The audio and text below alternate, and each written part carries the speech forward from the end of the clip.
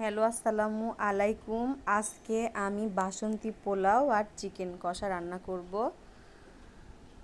এখানে আমি চিকেন নিয়ে নিয়েছি, অবশ্যই ব্রয়লার চিকেন আর পোলার চাল।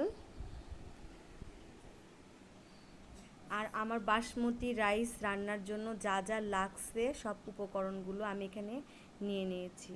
আমার এখানে লাগবে অবশ্যই ঘি আর হলুদ, আদা বাটা, কাজু বাদাম, কিছু কিশমিশ,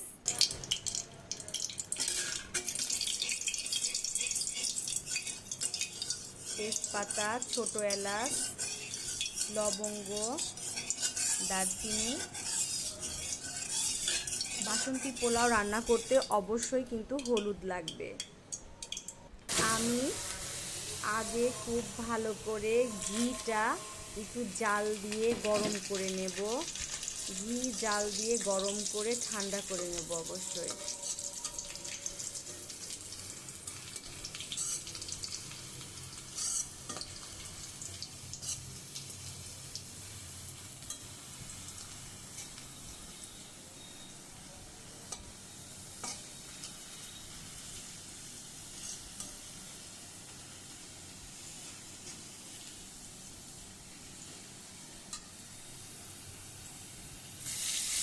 আমি কড়াইতে ঘিটা খুব ভালো করে জাল করে নিচ্ছি বাসন্তী পোলার জন্য।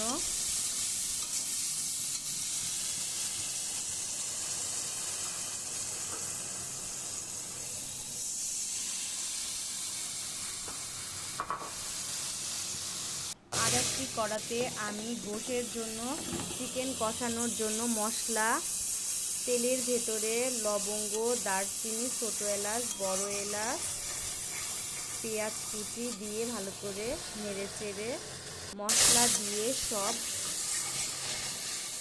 গোশটাকে ভালো করে কষিয়ে রান্না করব।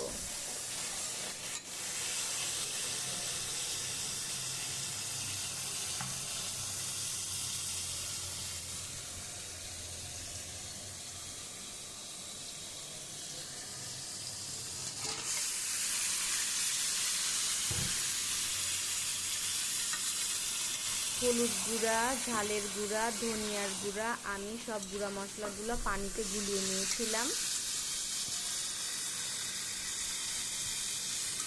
অল্প করে পানি দিয়ে দিচ্ছি মশলা কষানোর জন্য।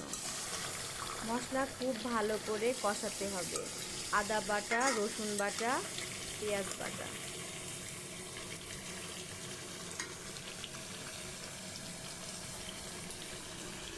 মশলায় তেল ওঠার পরে আমি এখানে মুরগির গোশগুলো দিয়ে দেব।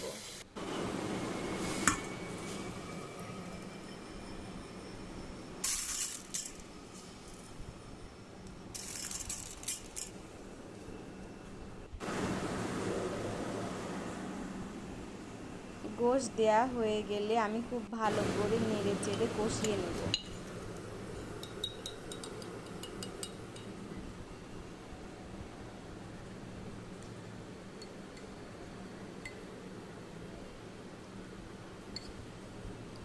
আমি এখানে কিছু কাঁচামরিচ দিয়েছি।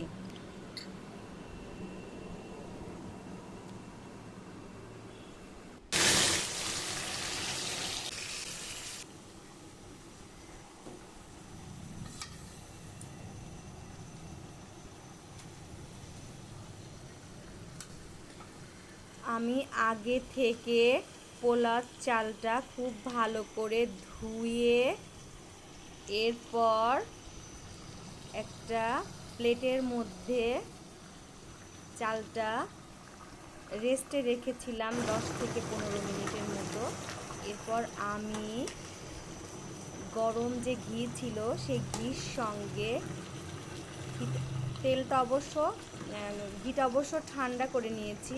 এরপর ঘির সঙ্গে হলুদটা মিশাচ্ছি। হলুদের সঙ্গে ঘিটা খুব ভালো করে মিশিয়ে নিতে হবে।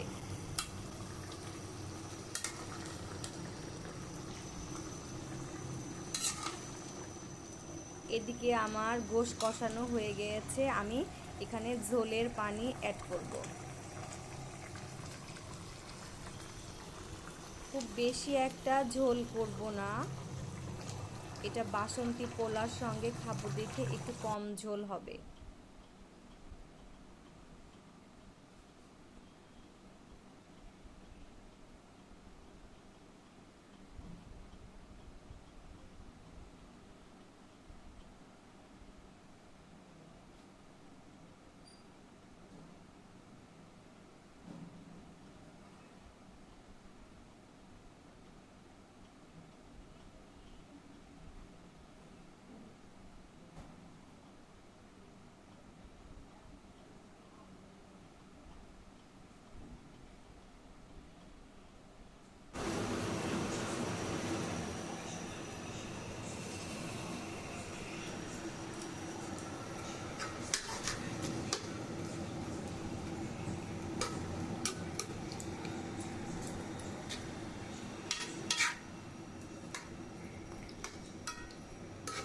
এদিকে আমি যে চালটা রেস্টে রেখেছিলাম ধুয়ে, এর সঙ্গে এখন ঘি আর হলুদ ভালো করে মাখিয়ে নেব। আমি যে ঘির সঙ্গে হলুদের মিশ্রণ করে রেখেছিলাম সেইটা ভালো করে মাখিয়ে নেব। দিয়ে দিচ্ছি আদা বাটা। আপনারা চাইলে একটু দারচিনির গুঁড়া এখানে দিতে পারবেন। আমি গোটা দারচিনি দেব, এই জন্য এখানে আর দিইনি। এদিকে আমি গোশে জিরার গুঁড়া, ভাজা জিরার গুঁড়া রেখেছিলাম, এটা দিয়ে দিচ্ছি। আমার গোশ রান্নাটা পুরোপুরি রেডি।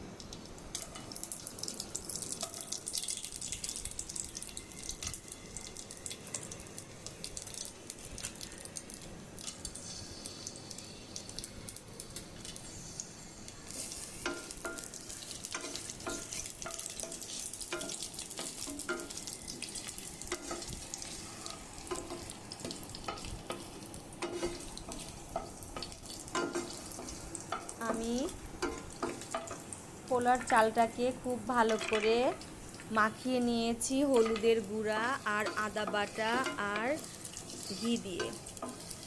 এখানে চাইলে ঘি ইউজ করতে পারবেন। আমি আরেকটা প্যানে তেল দিয়েছি, সয়াবিন তেল। আপনারা চাইলে এখানে ঘি ব্যবহার করতে পারবেন। দিয়ে দিচ্ছি তেজপাতা,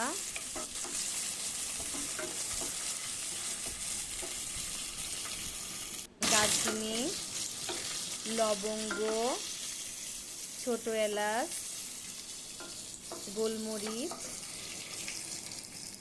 আমি এগুলোকে একটু ভেজে নেব।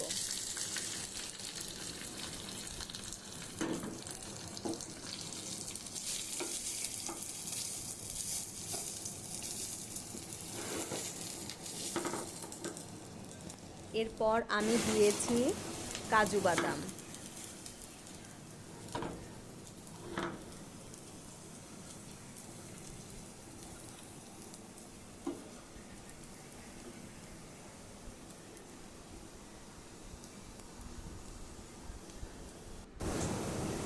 আমি কিশমিশটা একটু পরে দিয়েছি, কিশমিশটা একটু পরেই দেবেন।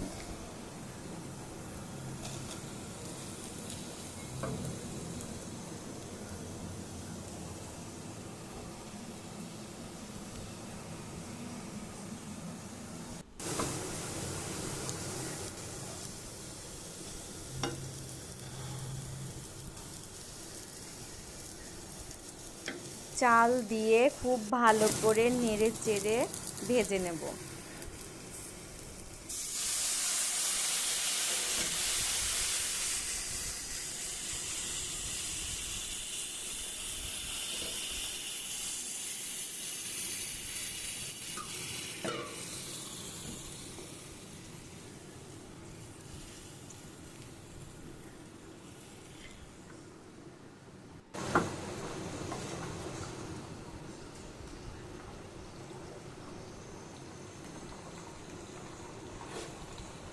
আমি এখানে যেই পুয়াতে করে চাল মেপে নিয়েছি, ঠিক সেই পুয়াতেই পানি মেপে গরম করে ফুটিয়ে রেখেছি।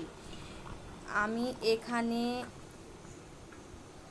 3 পোয়া চাল নিয়েছি যেই পুয়াতে করে, ঠিক সেই পুয়ার মানে সেই পটটাতেই আবার 6 পট পানি, তার সঙ্গে আমি একটু বেশি পানি দিয়েছিলাম, 7 পট পানি খুব ভালো করে ফুটিয়ে নিয়েছি। মনে রাখবেন, যা চাল দেবেন তার ঠিক ডাবল পানিটা হতে হবে। পানির মাপটা ঠিক না দিলে ভাতটা ঝরঝরা হবে না। পানি বেশি দেওয়া যাবে না, কমও দেওয়া যাবে না। আমি এখানে আগে থেকে পানি ফুটিয়ে রেখেছিলাম, সেই ফুটানো পানিটা মেশাচ্ছি। যদি চাল একটু পুরানো হয় পানি একটু বেশি লাগবে, আর চাল যদি নতুন হয় তাহলে একটু পানি কম লাগবে। এখানে আমি লবণ দিয়েছি কিছু কাঁচামরিচ, আর দিচ্ছি একটু চিনি।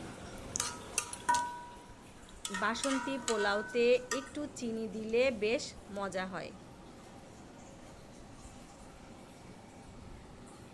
অনেকে চাইলে আবার কাঁচামরিচটা বেটেও দিতে পারে, আমি এখানে গোটা কাঁচামরিচ দিয়েছি।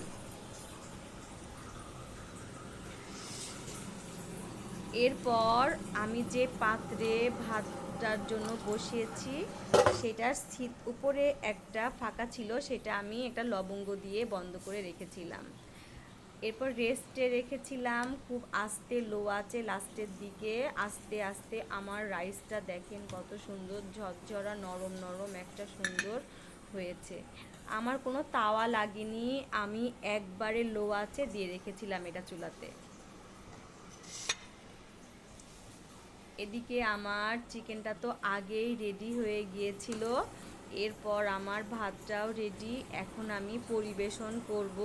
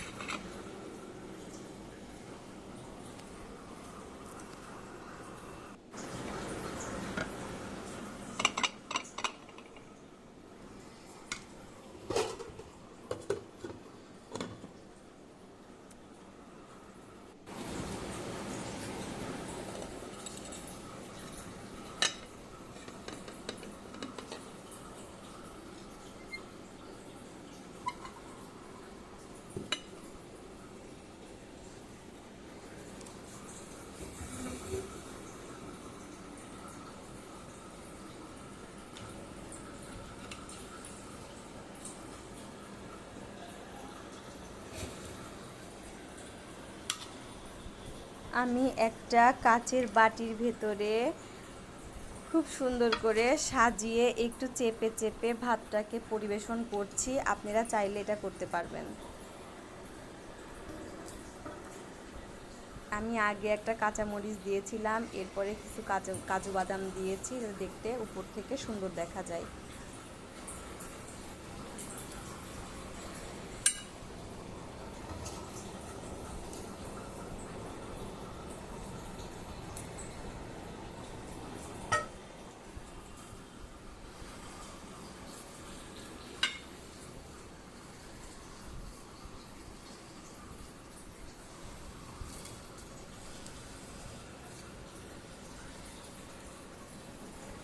রেডি হয়ে গেল বাসন্তী পোলাও, একদম পারফেক্ট। আর চিকেন কষা,